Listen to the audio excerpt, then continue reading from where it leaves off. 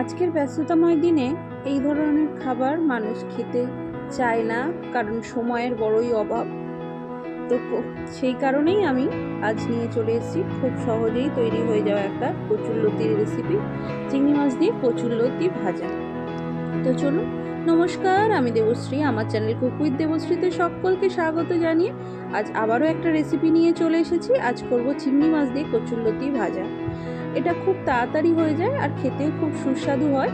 একটু ছাড়ানোটা ডিফিকাল্ট হলেও সময় সাপেক্ষ হলেও খেতে কিন্তু অসাধারণ লাগে। তো চলুন, আমি কচুরলতিটা আগের দিন রাত্রেই ছাড়িয়ে পরিষ্কার করে রেখেছি। আর এখানে বেশ কিছুটা রসুন নিয়ে নিয়েছি, প্রায় 8-10 কোয়া, আর পেঁয়াজ কুচনো আর কাঁচা পাকা লঙ্কা ছিঁড়ে নিয়েছি। আর এখানে চিংড়ি মাছটা আমি আগে থেকেই ভাজতে দিয়ে দিয়েছি নুন আর হলুদ দিয়ে। এখানে ওই চিংড়ি মাছ ভাজার তেলের মধ্যেই বেশ কিছুটা কালো জিরে আমি ফোড়নে দিয়ে দিয়েছি। এতে কালো জিরে দিলে অনেক সময় জীবাণু চুলকায়, কচু টচু খেলে বা জীবাণু থাকলে নষ্ট হয়ে যায়। আর বেশ কিছুটা রসুন দিয়ে দিয়েছি। রসুনটা কিন্তু আমি থেতো করে নিয়েছি, হাফ থেতো করে নিয়ে আর দিয়ে দিয়েছি। এই রেসিপিতে একটু কালো জিরে আর রসুনটা বেশি দিলে খেতে খুবই ভালো লাগে। তো রসুন একটু ভাজা ভাজা হয়ে গেলে আমি এর মধ্যে পেঁয়াজ কুচিটা দেব, আর তার সঙ্গে লঙ্কাটাও কিন্তু দিয়ে দেব।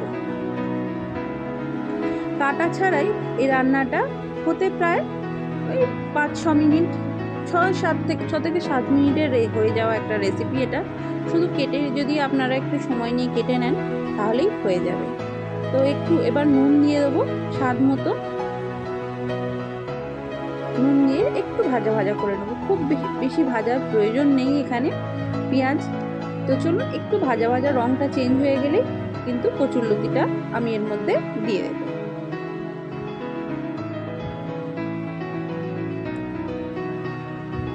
দেখুন, পেঁয়াজটা রঙটা চেঞ্জ হওয়ার পরেই কিন্তু আমি কচুরলতিটা দিয়ে দিয়েছি। কোনো রকম সিদ্ধ কিছু করিনি, এতেই সিদ্ধ হয়ে যাবে। খুব ভালো করে পেঁয়াজ রসুনের সঙ্গে আমি মিশিয়ে নিচ্ছি। আর এই কচুরলতি এই ধরনের রেসিপি একটু ঝাল ঝাল খেতে ভালো হয়। আপনারা আপনাদের হিসাব মতো ঝাল দেবেন। আমি তো অনেকটাই লঙ্কা দিয়েছি আর আমার লঙ্কাগুলো ঝালও। এবার এটাকে আমি ঢাকনা দিয়ে দেবো, গ্যাস আস্তে করে দিয়ে আর ঢাকনা দিয়ে 5 মিনিটের জন্য রান্না করে নেব। মাঝে মাঝে একটু নাড়িয়ে চাড়িয়ে দেবো ঢাকনা খুলে। দেখুন, অলরেডি কিন্তু এটা সিদ্ধ হতে শুরু করে দিয়েছে। এই যে দেখুন, নরম হয়ে গিয়েছে। আবারও ঢাকনা দিয়ে দেবো।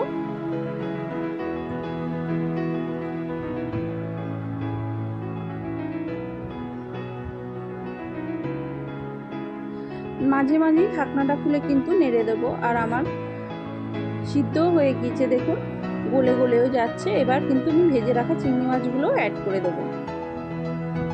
ভেজে রাখা চিংড়ি মাছগুলো দিয়ে আর বেশিক্ষণ রান্না করার দরকার নেই, একটুখানি আর 1 মিনিট মতো রান্না করে নেব। চিংড়ি মাছ অলরেডি ভাজা, আর বেশি রান্না করলে চিংড়ি মাছ শক্ত হয়ে যায়, আমরা সকলেই সেটা জানি। তো চিংড়ি মাছগুলো দিয়ে আর ঢাকনা দেব না, এমনি রান্না করে নেব 1 মিনিট মতো।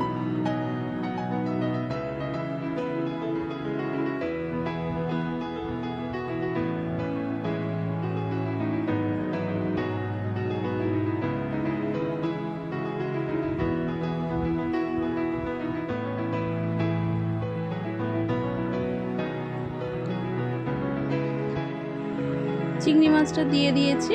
এবার আমি একটু নেড়ে চেড়ে দেবো ভালো করে দিয়ে, আর 1 মিনিট মতো রান্না করে নেব। চিংড়ি মাছটা দেওয়ার পর একটুখানি নেড়ে চেড়ে আর ঢাকনা দিয়ে দেবো 1 মিনিট।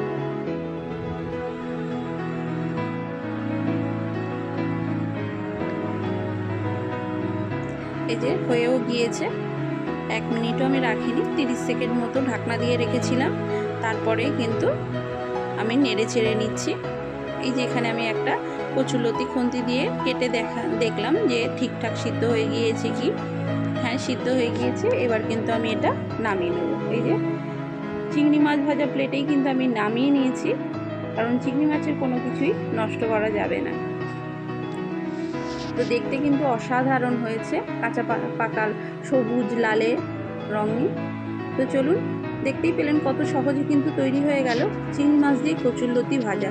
যদি রেসিপিটা ভালো লেগে থাকে অবশ্যই কিন্তু লাইক, শেয়ার অ্যান্ড সাবস্ক্রাইব করে আমার পাশে থাকবেন। আর রেসিপি সম্পর্কে কিছু জানার থাকলে বা নতুন কোনো রেসিপি চাই তাহলেও কিন্তু অবশ্যই আমাকে কমেন্ট করতে ভুলবেন না, অবশ্যই কমেন্ট করবেন। তো চলুন, আজকের মতো টাটা, দেখা হবে অন্য কোনো দিন অন্য কোনো রেসিপির সঙ্গে।